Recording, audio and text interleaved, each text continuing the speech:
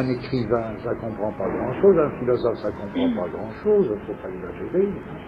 C'est pas des gens qui comprennent que ça ne peint pas n'importe quoi.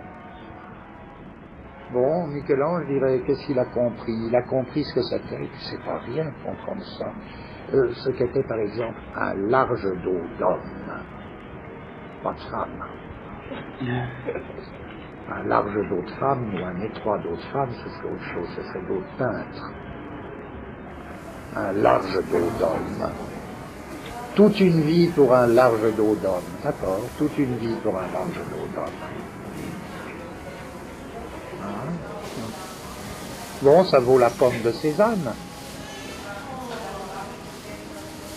Comme dit Laurent, c'est pas des idées platoniciennes.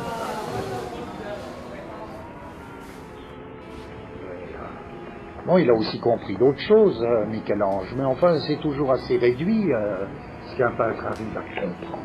C'est-à-dire les faits picturaux qui l'amènent à jour. Bon. Alors, qu'est-ce que c'est que ça? Puisque je parle des faits, je ne peux pas dire tout ce que je dis, il me semble que c'est tantôt attaché à tel peintre, mais c'est aussi des choses qui valent pour la peinture, ou qui ne valent pas pour la peinture en général, quoi. Je veux dire, ça a toujours été comme ça, la tâche du peintre, de tout temps. Ça a été faire naître le fait pictural, ça a été lutter contre les données.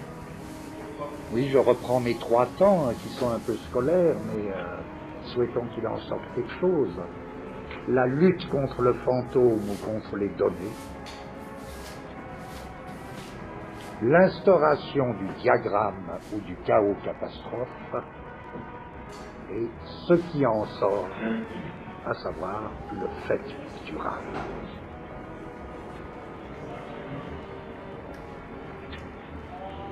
Alors, je dirais presque, ça ne s'oppose pas, ça existe de tout temps dans la peinture, mais je me dis, bon, ça peut exister de tout temps, mais d'une manière plus ou moins larvée.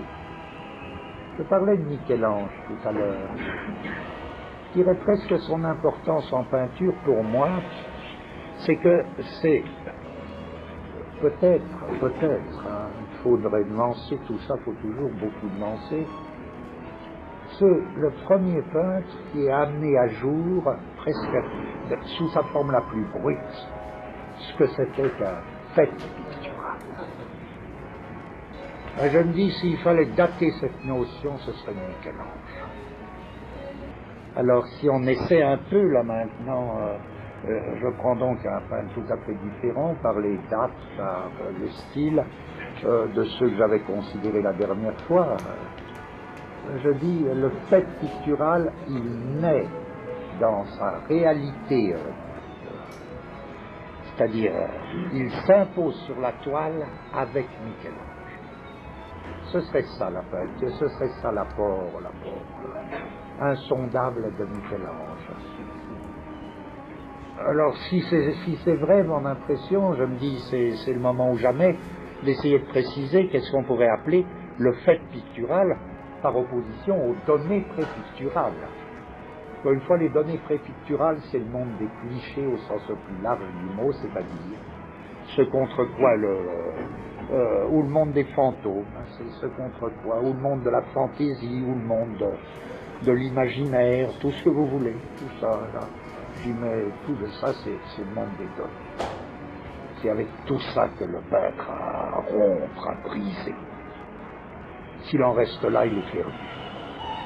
S'il en reste là, ce sera un joli petit peintre, et puis c'est tout. Voilà. Mais alors le fait pictural, pourquoi est-ce que il me semble que c'est Michel-Ange qui, d'une certaine manière, invente le fait pictural, ce qui ne contredit pas l'idée que j'ai aussi que ça existait tout le temps, mais c'est lui qui, précisément, le fait voir, nous le fait voir.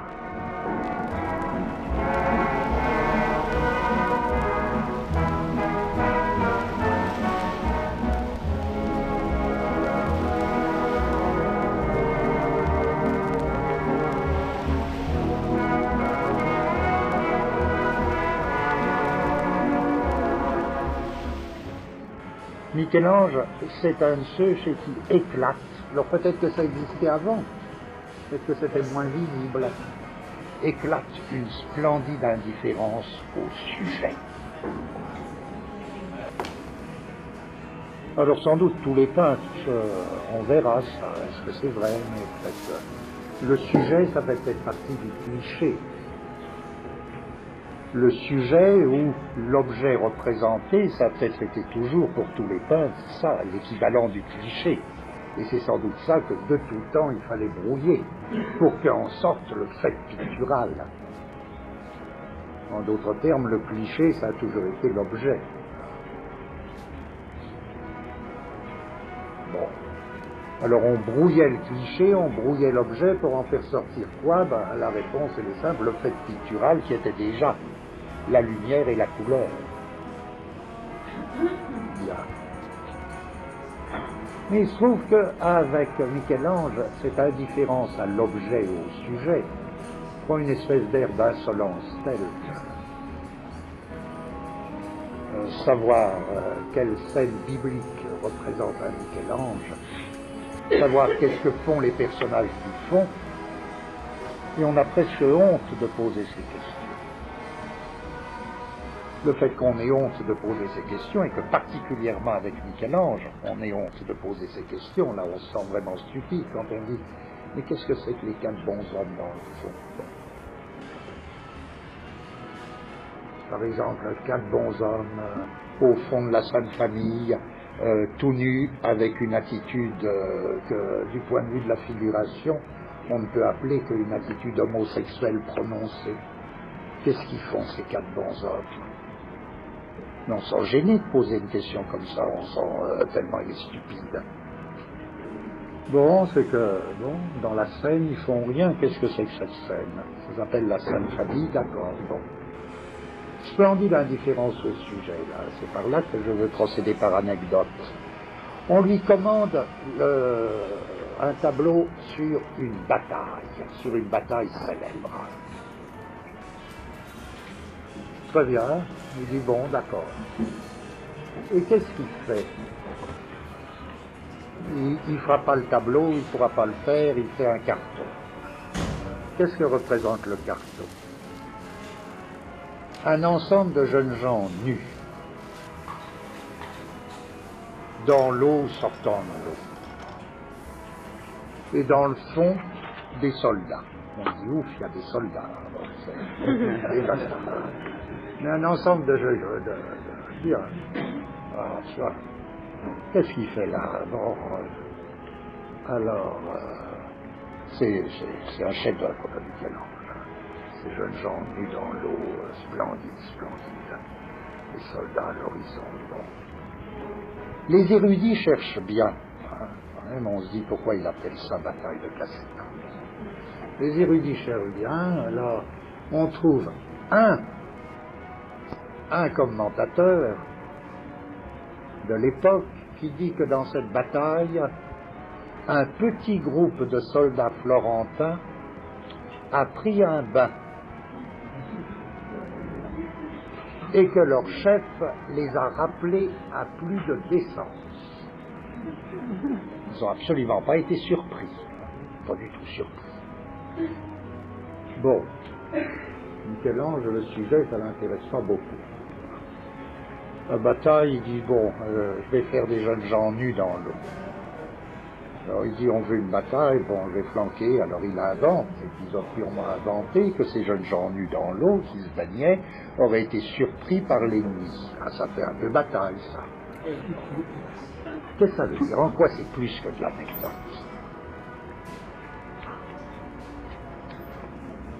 Voilà. Je reviens, j'ai l'air de sauter, mais c'est pas tellement des sauts, tout ça reste très identique. Je reviens à ce peintre actuel dont je vous parlais, Bacon. Bacon ne cesse dans ses entretiens de dire il n'y a que 2 dangers de la peinture, et ça c'est pas une idée originale, parce qu'il me semble que ça a été toujours l'idée de tous les peintres. Il n'y a que 2 dangers de la peinture, c'est l'illustration et, pire encore, la narration. Un très grand critique de peinture, Baudelaire, parlait déjà de ses dangers, illustration et narration.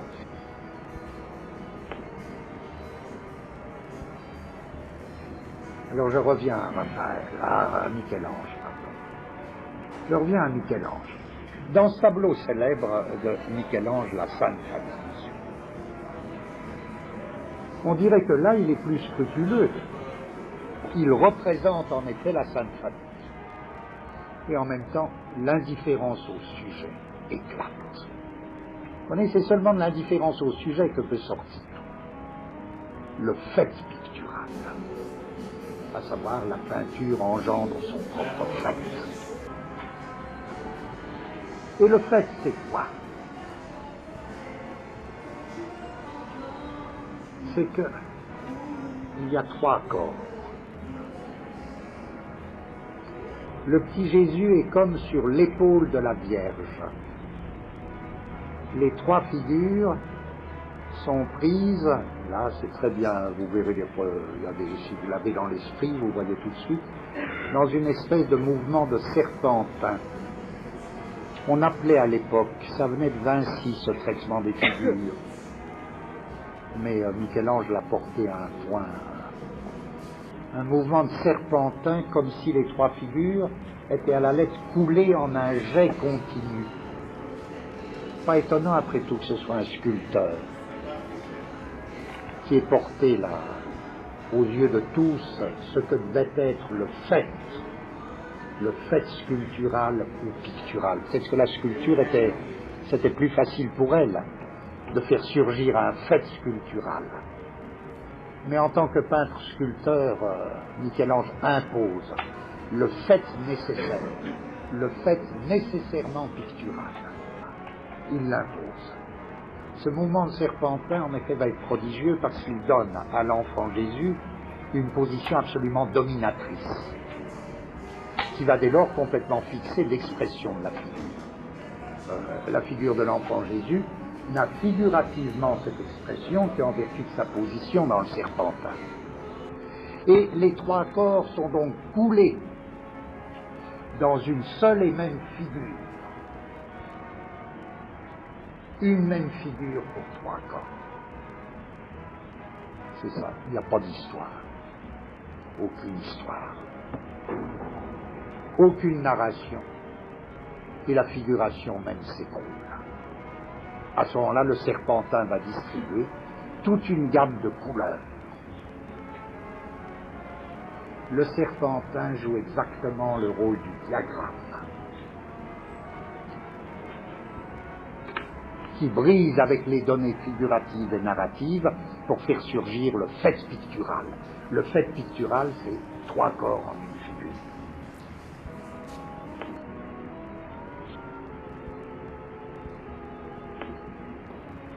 Bon, trois corps en une figure, soit. La nécessité, là je ne peux pas vous dire, je ne trouve pas mes mots, donc il n'y a pas de problème. Il ne s'agit pas de le dire, il s'agit de le faire. Qu'il y ait une nécessité picturale d'une même figure pour trois corps. Pas une nécessité figurative, pas une nécessité narrative. Une nécessité picturale, c'est-à-dire qu'il ne peut venir que de la lumière et de la couleur.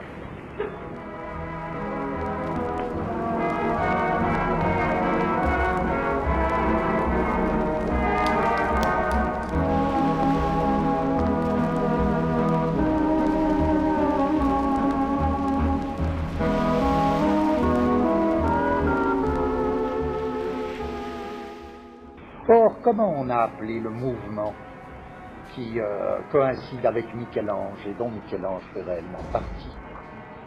Alors, je voudrais dire quelque chose sur ce point parce que ça m'intéresse beaucoup. Il y a un terme d'école. On a désigné toute une école dans laquelle Michel-Ange est comme prise, comme fondateur, cofondateur au moins, et qui se prolongera bien après lui. On appelle ça les maniéristes. Et les maniéristes, pourquoi on a dit ça, maniéristes? C'est que les corps ont des attitudes très contournées. À la limite, elles sont très artificielles. Par exemple, dans la Sainte Famille, les 4 personnages du fond, très artificiels, avec des grâces tantôt homosexuelles, tantôt des grâces contorsionnées.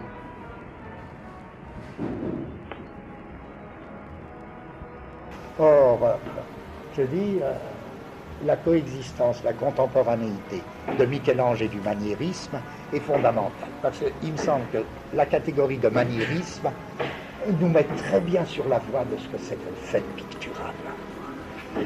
Au sens le plus grossier du mot, quelque chose de maniéré dans la figure du tableau, dans la figure telle qu'elle est, telle qu'elle sort de quoi? Telle qu'elle sort sur le tableau, je dirais, elle sort du diagramme. Eh bien, elle sort du diagramme avec une sorte de maniérisme, qu'on peut toujours interpréter d'une manière anecdotique. Prenons un problème, parce qu'on aura à le retrouver. Mais la question de la peinture, en vertu de ce qu'on vient de dire, mais que vous saviez déjà, c'est pas de peindre des choses visibles, c'est évidemment de peindre des choses invisibles. Or, il ne reproduit du visible, le peintre, que précisément pour capter de l'invisible. Or, c'est quoi? Peindre un large dos d'homme, c'est quoi? Ben, c'est pas peindre un dos, c'est peindre des forces qui s'exercent sur un dos, ou des forces qu'un dos exerce. C'est peindre des forces, c'est pas peindre des formes. L'acte de la peinture, le fait pictural, c'est lorsque la forme est mise en rapport avec une force. Or, les forces, c'est pas visible.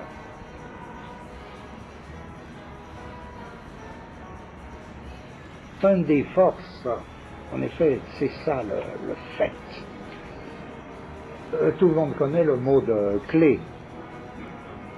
La peinture, il dit, il ne s'agit pas de rendre le visible, il s'agit de rendre visible. Sous-entendu, rendre visible l'invisible, rendre visible quelque chose d'invisible. Bon, rendre le visible, c'est la figuration. Ce serait le donné pictural, c'est lui qui doit être détruit. Il est détruit par la catastrophe. La catastrophe, c'est quoi? Là, alors on peut faire un petit progrès. La catastrophe, c'est le lieu des forces.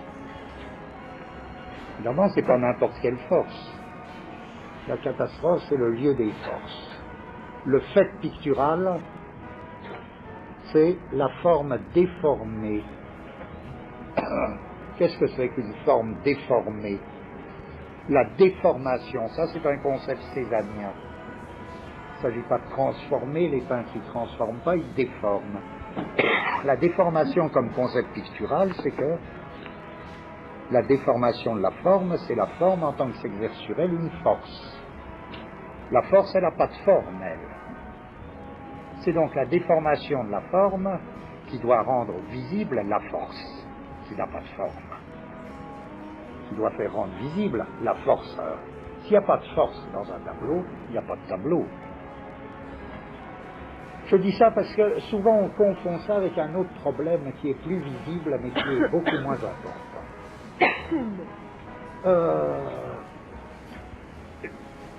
On confond ça avec un tout autre problème qui est celui de la décomposition et de la recomposition d'un effet. Je veux dire, prenez par exemple peinture de la Renaissance, décomposition, recomposition de la profondeur. Prenez des siècles après, l'impressionnisme, décomposition, recomposition de la couleur. Prenez après le cubisme ou d'une autre manière le futurisme, décomposition, recomposition du mouvement. Bon. Je dis c'est très intéressant ça, mais ça ne concerne que les effets. C'est pas ça. L'acte de peindre, c'est pas ça. C'est pas décomposer, recomposer un effet. C'est quoi? Je dis c'est capturer une force. Et c'est ça, il semble, que veut dire Klee lorsqu'il dit il ne s'agit pas de rendre le visible, il s'agit de rendre visible. Donc il faudra que la forme soit suffisamment déformée pour que soit capturée une force. C'est pas une histoire, c'est pas une figuration, c'est pas une narration. Et le rôle du diagramme, ça va être d'établir un lieu des forces tel que la forme en sortira comme fait pictural, c'est-à-dire comme forme déformée en rapport avec une force, c'est dès lors la déformation de la forme picturale qui fait voir la force non visible.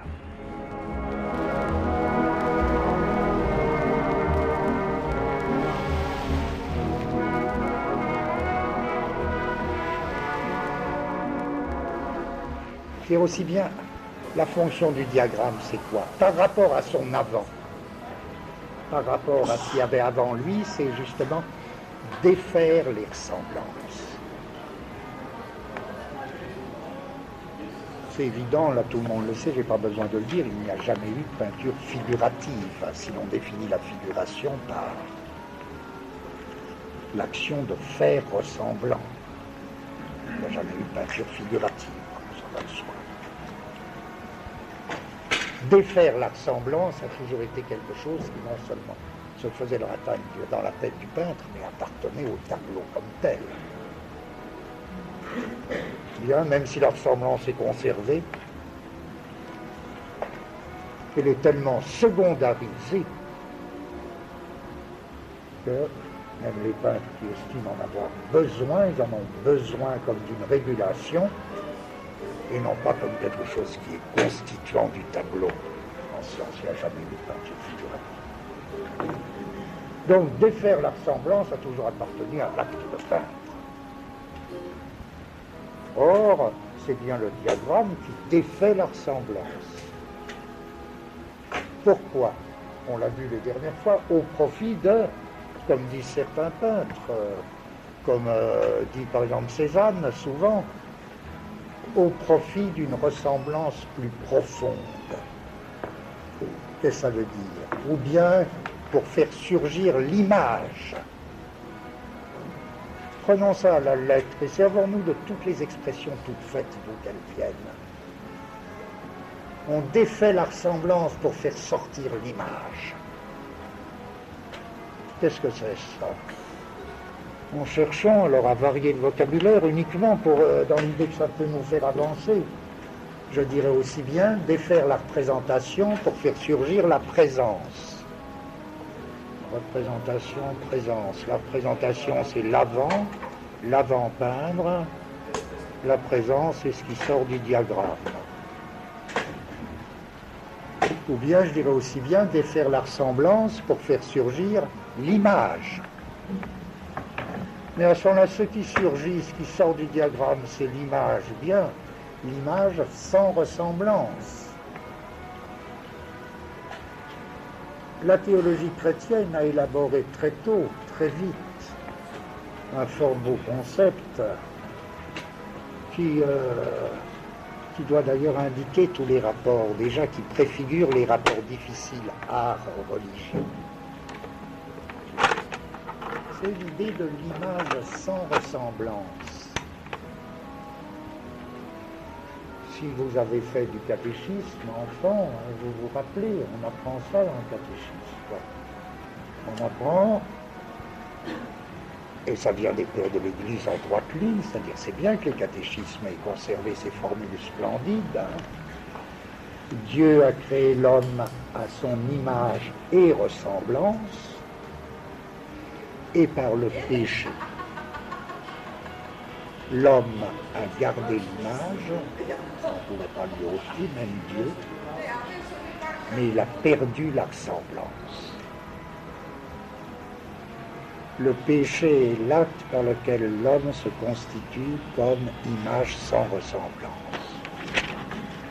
Qu'est-ce que c'est? Comment c'est possible, ça, qu'une image soit image et pourtant pas semblable? L'image sans ressemblance, bon, c'est bien ça que la peinture nous envoie. Elle nous donne l'image sans ressemblance. Si on cherchait un mot pour désigner image sans ressemblance, toujours là dans une recherche de pur vocabulaire pour essayer de voir où ça nous mène, je dirais que c'est pas ça qu'on appelle icône, image sans ressemblance. Mais en effet, l'icône, c'est pas la présentation, c'est la présence. Et pourtant, c'est l'image. C'est l'image en tant que présence. La présence de l'image. Le poids de la présence de l'image, ça c'est l'iconique. Bon. Alors, vous voyez, je dirais le diagramme, c'est l'instance par laquelle je défais la ressemblance pour produire l'image présence. Je passe par le diagramme pour cela. Effondrement de la ressemblance et production de l'image. C'est l'aspect avant et l'aspect après. Entre les deux, le diagramme. Et c'est pour ça que je proposais, par commodité, toujours, là j'essaie de chercher terminologiquement, distinguons trois choses, les données, la possibilité de fait et le fait. Les données visuelles, c'est ce qui s'écroule dans le diagramme. Mais pourquoi? Pour que surgisse le fait pictural. On a vu notamment le fait pictural. Et le diagramme, c'est quoi? C'est suivant la formule du peintre Bacon, c'est la possibilité du fait. La possibilité de fait. L'image sans ressemblance, bon, je dis à mon avis, c'est pas des avis tout ça. Quel est le peintre? Alors toujours dans ma recherche de situer de temps en temps un petit exemple par-ci par-là, quel est le peintre qui a vraiment promu, qui a vraiment imposé comme une espèce de présence brute du fait pictural? Un des premiers. Il n'y a pas de premier, oui, parce qu'après tout, c'est vrai de tout temps tout ça. Mais un ou qui notre conscience quoi, de moderne ou de pseudo-moderne lie énormément, il me semble, l'affirmation, l'imposition du fait pictural, c'est Michel-Ange. Un tableau de Michel-Ange, et c'est pas par hasard que c'est un sculpteur, peut-être que c'est un sculpteur peintre, quoi.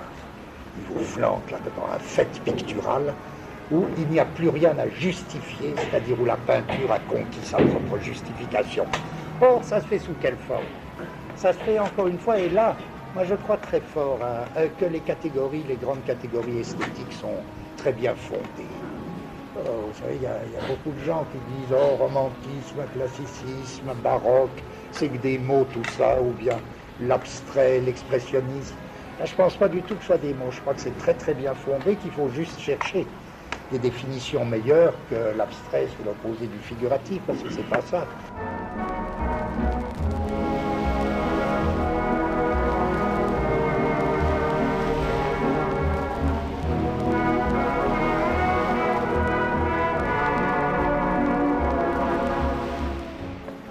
Donc vous voyez, défaire les données visuelles par le diagramme qui instaure une possibilité de fait. Mais le fait, ce n'est pas une donnée. Le fait, c'est quelque chose à produire. Et ce qui est produit, c'est le fait pictural, c'est-à-dire finalement l'ensemble des lignes et des couleurs. C'est-à-dire le nouvel œil. Il a fallu passer par la catastrophe manuelle du diagramme pour produire le fait pictural, c'est-à-dire pour produire le troisième œil. Le troisième œil. Il aura fallu que les yeux s'anéantissent pour que sorte le troisième œil. Mais le troisième œil, il sort de quoi? Il sort de la main. Il sort du diagramme. Il sort du diagramme manuel.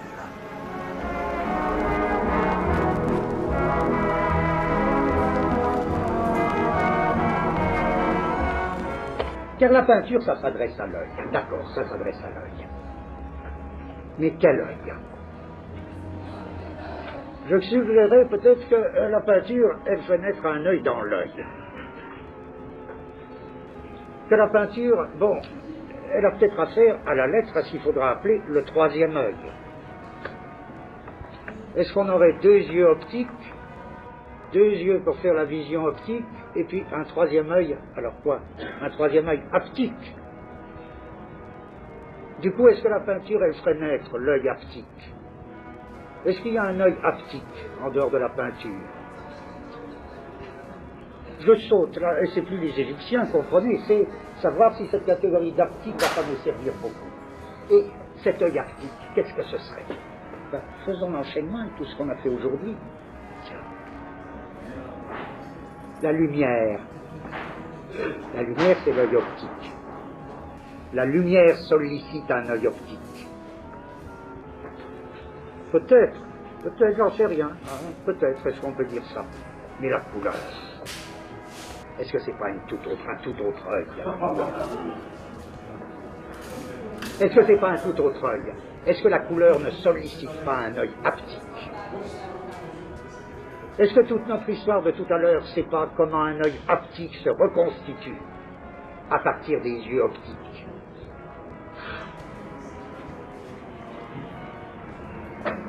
Qu'est-ce que c'est que cet œil, oui, cet œil du peintre, hein? Cet œil-là que Cézanne déclarait lui-même devenir tout rouge, tout rouge, tout rouge. Je rentre chez moi, les yeux tout rouges, je n'y vois plus rien. Les yeux tout rouges, je n'y vois plus rien. L'œil du peintre. L'œil en rute, là, de Gauguin, c'est bizarre tout ça. Est-ce que c'est pas un exercice de la vision très très curieux? Est-ce que c'est pas la reconstitution d'un œil haptique, l'œil égyptien? Troisième œil. Hein? Je dis troisième œil, pas parce qu'il est dans le cerveau, il n'est pas dans le cerveau, il est dans le système nerveux. Mais il est là parce que je veux dire au milieu des deux autres. Quoi. Je reviens à mon histoire, l'œil et la main. Vous allez voir qu'il y a un problème. À mon avis, je dirais, je me sentirais tout, et puis ça nous permettrait d'aller très vite, mais on va finir très vite. Je dirais, eh bien oui, c'est exactement ça la ligne manuelle. C'est exactement ça la main libérée de l'œil. Tant que la main reste soumise à l'œil, elle fait des comptes. La ligne reste ou organique ou géométrique, suivant que c'est l'œil de l'esprit ou l'œil sensible.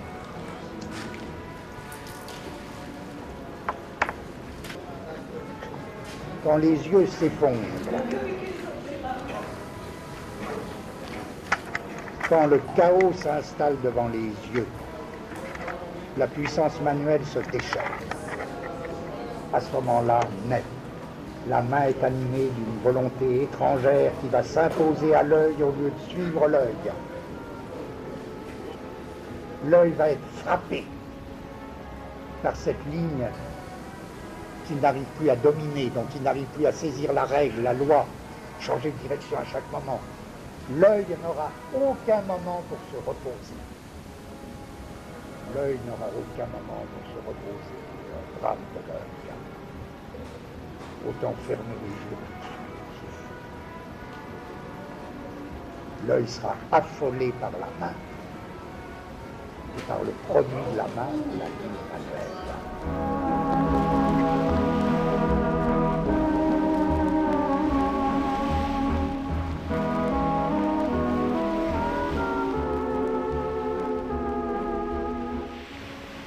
Qu'est-ce que c'est? Le doigt. Qu'est-ce qui vient faire le doigt là-dedans? Le doigt, il est réduit à...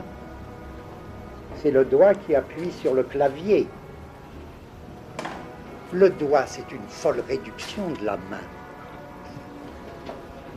Drôle de truc. Le doigt, c'est ce qui subsiste quand l'homme a perdu ses mains. Un doigt qui appuie sur un clavier. Qu'est-ce que c'est? C'est l'homme sans main, ça. Le digite, c'est l'état manuel de l'homme sans main. Qu'est-ce que je veux dire? Je pense à une belle page de Le Roi Gourand. Le Roi Gourand parle là de l'homme de l'avenir. et dit oui, c'est un homme couché, hein, il n'a plus à bouger, bon d'accord, c'est une espèce de portrait de science-fiction, il est de plus en plus infantilisé, et puis il n'a plus de main, mais il lui reste un doigt pour les claviers. Hein. Et dans l'évolution future, on n'aura plus de main. Hein.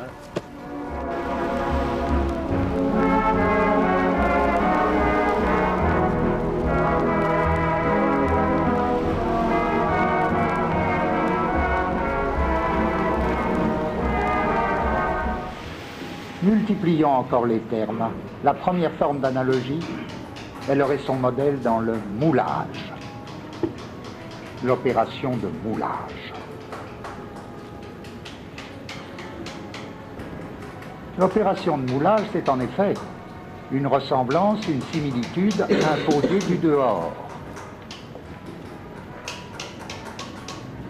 Si j'essaie de la définir, c'est une opération de surface. Par exemple, j'impose un moule, c'est une opération d'information, information de surface. Je pose un moule sur de la glaise.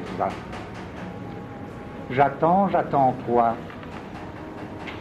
J'attends que la glaise, sous l'empreinte du moule, ait atteint une position d'équilibre. Et puis je démoule.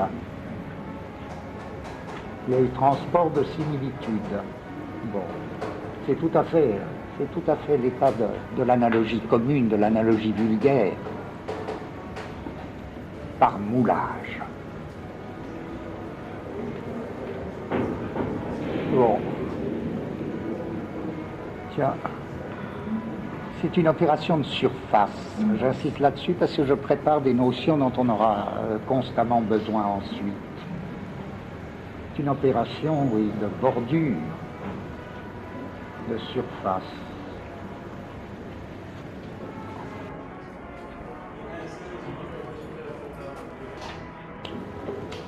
Je dis, il y a le moule et puis il y a aussi le module.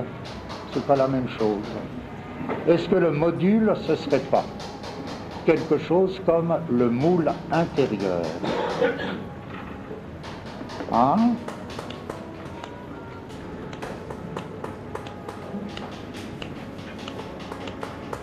Et puis, il y aurait la modulation. Là, j'aurais une série conceptuelle. L'analogie grouperait les trois cas. Le moule, le module, la modulation. C'est bien parce que notre concept de modulation, il commence à naître un petit peu.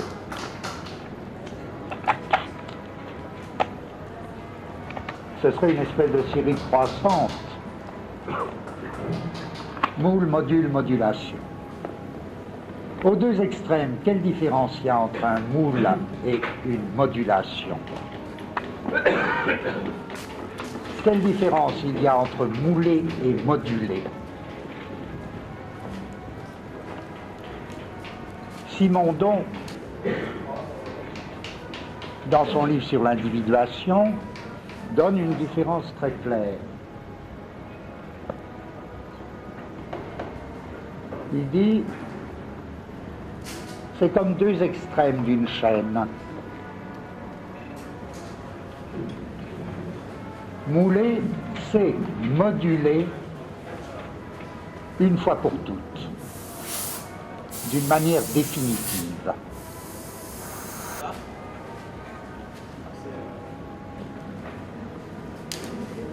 C'est-à-dire, la prise d'équilibre, on impose une forme à une matière, la prise d'équilibre prend un certain temps dans le moulage, jusqu'à ce que la matière arrive à un état d'équilibre imposé par le moule. Une fois cet état d'équilibre atteint, on démoule. Donc on a modulé une fois pour toutes. Mais inversement, à l'autre bout de la chaîne, si mouler, c'est moduler une fois pour toutes. Moduler, c'est mouler. mais moulé, quoi? C'est un moule variable temporel et continu. C'est moulé de manière continue. Pourquoi? Parce qu'une modulation, c'est comme si le moule ne cessait pas de changer. L'état d'équilibre est atteint immédiatement, ou presque immédiatement. Mais c'est le moule qui est variable.